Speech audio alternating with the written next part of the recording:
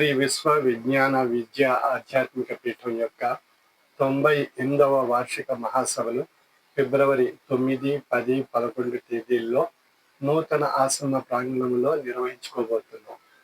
శ్రీ విశ్వ విజ్ఞాన విద్య ఆధ్యాత్మిక పీఠం యొక్క తత్వము మానవత్వమే మతము, మానవత్వమే ఈశ్వరత్వము అనే సూఫీ ఆర్ష సిద్ధాంత ప్రాతిపదికపై మోసి సర్వమత సమ్మతమైన ఆధ్యాత్మిక తత్వాన్ని మానవాళికి ప్రసాదిస్తూ జాతి, కుల, మత, స్త్రీ, పురుష, ధనిక, పేద అనేటువంటి ప్రసక్తి లేకుండా సర్వేశ్వరుడైనటువంటి భగవత్ స్వరూపాన్ని అనేక నామాలతో, అనేక పూజా విధానాల్లో, అనేక ఆలయాల రూపంలో మనం ఆ భగవంతుడిని అర్థిస్తున్నాం.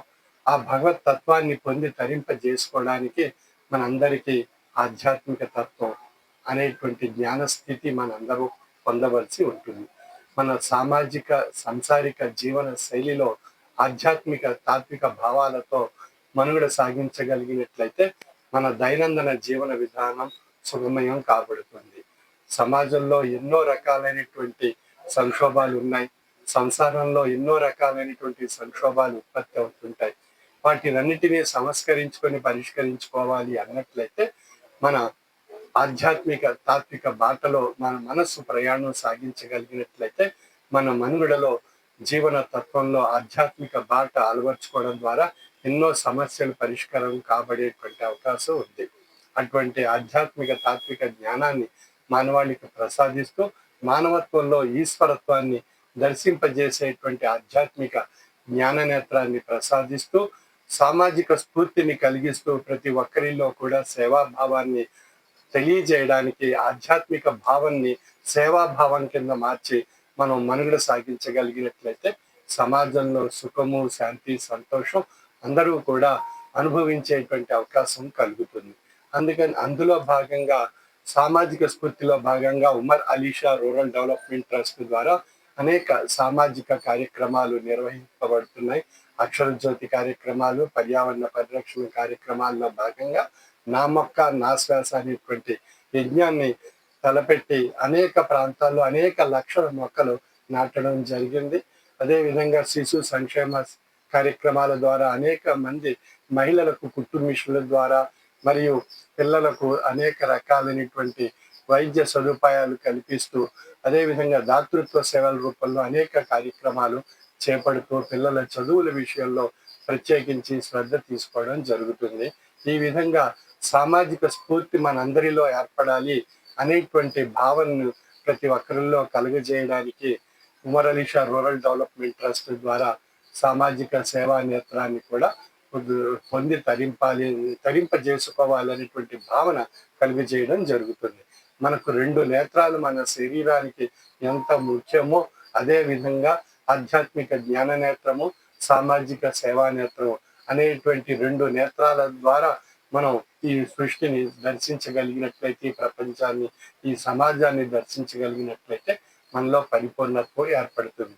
అటువంటి పరిపూర్ణత్వాన్ని పొంది తరించగలిగిన నాడే మనలో మానవత్వం ఈశ్వరత్వంగా పరిమళాలు వికసింపజేసి మనలో ఈశ్వరత్వ స్థాయి మనలో ఏర్పడుతుంది.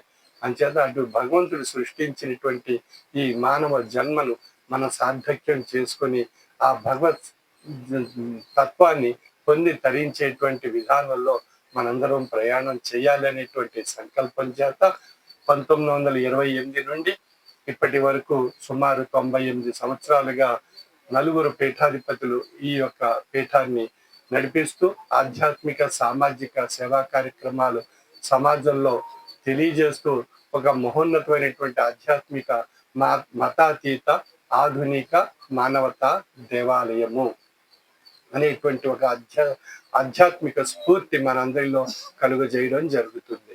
ఈనాటి కాలంలో ఆధ్యాత్మిక స్ఫూర్తి లోపించడం ద్వారా మానవత్వపు విలువలు అంతరించిపోవడం ద్వారా సమాజంలో స్వార్థం, అసూయ, ద్వేషం, మతాల రూపంలో, కులాల రూపంలో, జాతుల రూపంలో విభజన, విభేదాలు ఏర్పడి ఒకరినొకరు మత ఛాందసవాదాలతో హింసింపబడేటువంటి పరిస్థితులు ఈనాటి ప్రపంచంలో మనం చూస్తున్నాం. భగవంతుడు అమోఘమైనటువంటి మేధాశక్తి ప్రసాదించి విచక్షణ జ్ఞానాన్ని విశ్లేషణ చేసుకుంటూ మనం ఏ విధంగా జీవించాలి, ఏ విధంగా మనం మనుగడ సాగించాలి, భగవంతుడు ప్రసాదించినటువంటి ఈ యొక్క ప్రకృతిని సద్వినియోగపరుచుకుంటూ అనేటువంటి విషయాలన్నీ మర్చిపోయి మతం పేరుతో, కులం పేరుతో, జాతుల పేరుతో అనేక విభజనలు మనం విభజించుకుని, మనం హింసింపబడి, ద్వేషించుకుంటూ మానవ మారణ హోమాన్ని సృష్టించుకుంటున్నాం.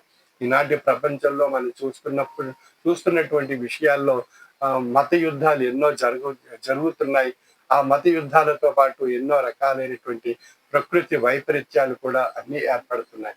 వీటన్నిటికీ కారణం మనలో ఉండేటువంటి ఆ యొక్క భగవంతుని యందు మనం ఆధ్యాత్మిక పరమైనటువంటి పరిణామం మనలో లేకపోవడం చేత, ఆధ్యాత్మిక తాత్విక జ్ఞానము లోపించడం ద్వారా, మానవత్వపు విలువలు అంతరించిపోవడం ద్వారా ఈ సమస్యలన్నీ ఏర్పడుతున్నాయి.